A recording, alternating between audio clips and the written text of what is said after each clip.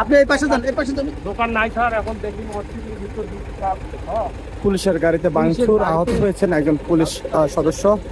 দেখতে পাচ্ছেন যে শিক্ষার্থীদের মুখে পড়ে কিন্তু আসলে তারা কিন্তু পুলিশের গাড়ি ভাঙচুর করেন এবং এখানে কিন্তু একজন আহত হয়েছে।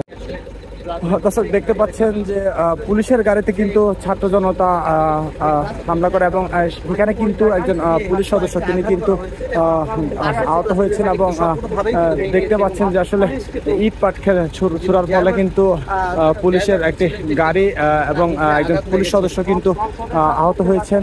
দেখতে পাচ্ছেন আসলে তার বর্তমান অবস্থা আপনাদেরকে যদি দেখায়, দেখছেন